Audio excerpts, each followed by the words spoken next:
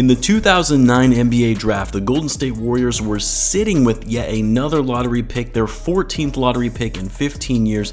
The Warriors, a team that was always in a perpetual state of rebuilding for the better part of 2 decades and always sitting at the bottom of the Western Conference, had finally hit a gem where they drafted the guard out of Davidson with the 7th pick in the draft and Stephen Curry. Of course, no one knew at the time, not even Steph himself, knew just how impactful he would be, not just as an individual player with his insane handles and shooting, but the level of impact that he would have on the entire league as a whole and the game of basketball for generations to come. And even though it took some time for the Warriors to finally get back to the playoffs, they were able to hit on 2 other draft picks by selecting Klay Thompson, 11th overall in the 2011 draft, and Draymond Green, 35th overall in the following draft, who was arguably one of the biggest draft steals of the decade. Drafting these 3 players, really, starting with the selection of Steph Curry, completely changed the trajectory of that franchise and ultimately turned the team into one of the greatest dynasties the game has ever seen. But just like some of the great dynasties of the past, the Celtics of the 60s, the Lakers of the 80s, and the Bulls of the 90s, or even the Spurs and Lakers of the 2000s, every good thing has to come to an end. And despite the Warriors winning their 4th title last season in just 7 years, this very well could be the last dance for the Golden State Warriors team as we know it. If you're new to the channel, be sure to subscribe, as this is a brand new channel which will be delivering NBA content all season long. And since it is a new channel, I'm always open to feedback on things to improve, things you guys want to see, and topics you want to discuss. Let me know all of that in the comments, as this channel is made for you guys and I want to cover topics that you find interesting. But with that said, let's get back into the topic. In 2015, the Warriors shocked the world when they came out stronger than ever under first-time head coach Steve Kerr. People knew the Warriors were going to be a good team. I mean, they were 51-31 the season prior, but after getting bounced in the first round and still being a relatively young team, no one before the start of the season considered them to be title contenders. That is until they went on to have one of the most stellar seasons in which they won 67 games. No team had been able to do that since the 90s Bulls, and even though some counted them out for just having a strong regular season success, they blew fans away in their postseason run all the way to their first title since 1975. The Warriors followed this up by even further eclipsing what they did the year prior and setting a new NBA record for most wins in a regular season, passing the 96 Bulls' prior record, which was 72 wins. The Warriors somehow managed to break a record that was thought to have never been broken in today's modern NBA, where stars are managed for rest throughout the regular season. Of course, we all know what happened. The Warriors bulldozed their way through the postseason until they got to the Western Conference Finals, where they faced off against the Oklahoma City Thunder and Kevin Durant when they found themselves down 3-1 in that series. But despite the deficit, they shocked the world again by coming back and winning the series in 7 games. And when it looked like they were easily going to be on their way to winning back-to-back titles after taking a 3-1 lead over the Cavs, they completely collapsed and blew a 3-1 lead themselves after coming back from one in the series prior. This, of course, led to Kevin Durant making arguably the weakest move in NBA history to join the team that he couldn't beat, a 73-9 team, to ensure that he could win his first title.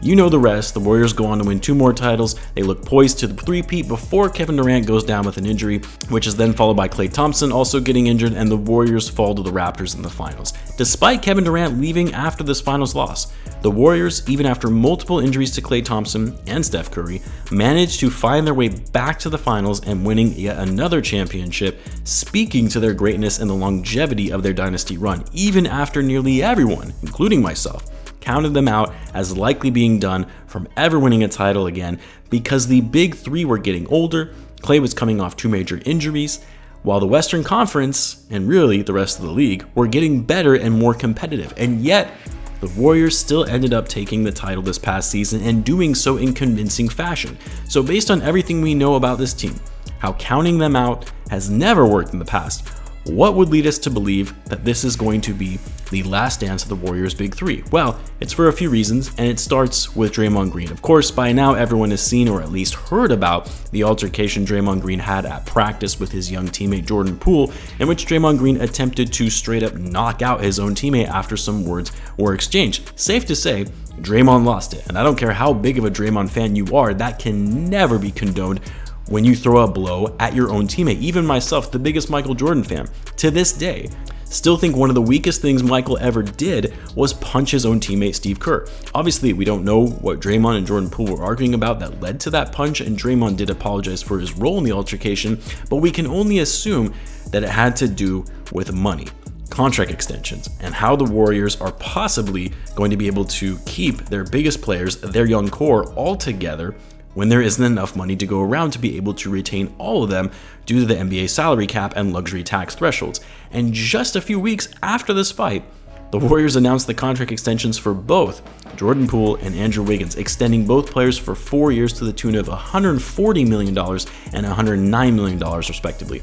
This now puts the Warriors' total projected salary at $483 million. Now, to be clear, Draymond is under contract for this upcoming season and has a player option for the following season at $27.5 million, which he very could well exercise, which would mean the big three would still remain intact, and the Warriors, with the right salary cap maneuvering for some of their other role players, could make the money work. The problem, though, is before the recent fight with Jordan Poole, Draymond Green made it known publicly that he's looking for a max contract extension, and that if he didn't get it from the Warriors, that he could look elsewhere to obtain this amount.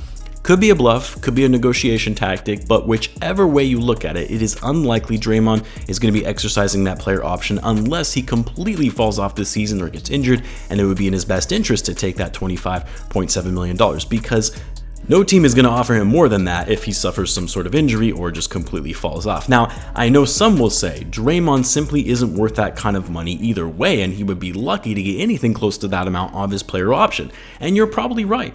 Draymond, as good as he was, is not the same player he used to be at the height of his prime. His shot continues to fall off, he's been inefficient on offense, not as much of a factor with his passing, and he turns the ball over at a higher rate. And of course, you have to deal with the headache that is Draymond Green and all the shenanigans that you have to put up with.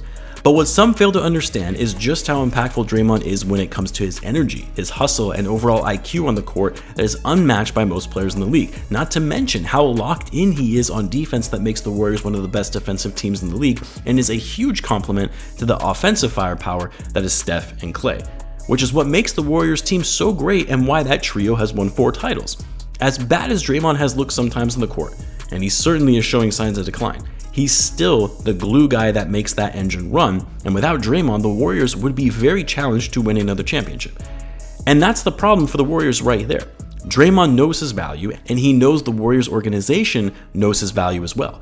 But the Warriors already made their decision on who to prioritize after handing out those 2 contract extensions, because unless Draymond opts into his player option next season, the Warriors simply cannot afford to pay him more than $30 million a year. And as much as Draymond probably isn't worth more than his $27.5 million player option, there is going to be some team that is willing to offer him more guaranteed money. He's not going to get a max contract. Like, yes, there are some GMs in this league that are pretty incompetent and make very questionable decisions, but it would be a fireable offense if you gave Draymond Green a max contract extension, which is going to be well over $50 million a year given the league salary cap increase going into effect next season.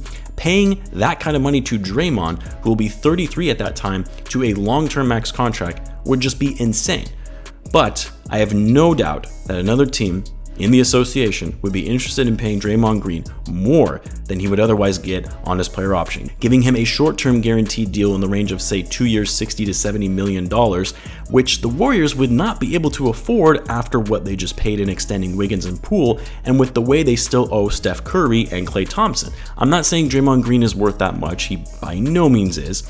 It would be an overpay, and I would not want Draymond Green anywhere close to my team in the Chicago Bulls, but a team that is in desperate need of a veteran leadership to also help mentor and develop their young players, although we say that, but then we need to be reminded of the fact that Draymond just leveled one of his young teammates. But that aside, there will be teams looking for a strong veteran, high IQ player who brings a lot of energy and elite level defense. There are going to be some rebuilding teams who have the requisite cap space to offer him more money on a short-term deal than the Warriors can, and even if he isn't as productive, they'll see it as an investment to develop their young core from a player who has championship-level experience, a defensive player of the year, a 4-time All-Star, and 7-time All-Defensive Team player.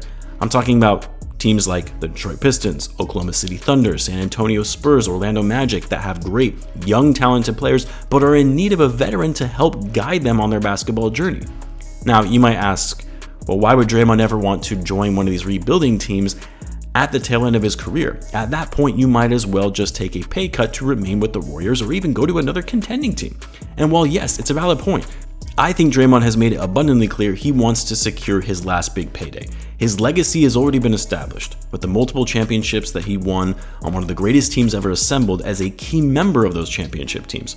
For Draymond, you fight and work hard to win one more championship while still under contract with the Warriors, and after that, it's all about securing that bag. If you don't believe me, take a listen to all of Draymond's interviews when asked about contract extensions this offseason and see where his head is at. As such, for this NBA season, we are most likely witnessing the Last Dance 2.0 in the form of the Golden State Warriors. After this season, Draymond Green will likely be on the move. Steph Curry will be 35 years old, Klay Thompson will be 33, and even though the young core of the Warriors in Poole, Looney, Wiseman, Kuminga, Moody, and Andrew Wiggins will make for a very good team, it just will not be the same Warriors without the big three as a collective unit. So sit back, watch, and enjoy, as this may be the last season we get to witness one of the greatest dynasties in the history of basketball, one final time. As a kid watching the Bulls' last championship run, I did not appreciate the greatness that was being displayed before my eyes and not realizing it was the last time we would ever see the Bulls dynasty of Michael Jordan and Scottie Pippen playing together ever again. I'm not going to make that same mistake this time. And even though I'm not a Warriors fan by any means, and I'm not a Draymond Green fan by any means, I still appreciate history and greatness and look forward to seeing that final run. Unless, of course, Draymond opts into the final year of his deal, which makes this whole video a moot point. Thanks for tuning in, guys. Don't forget to subscribe, and I'll see you in the next one.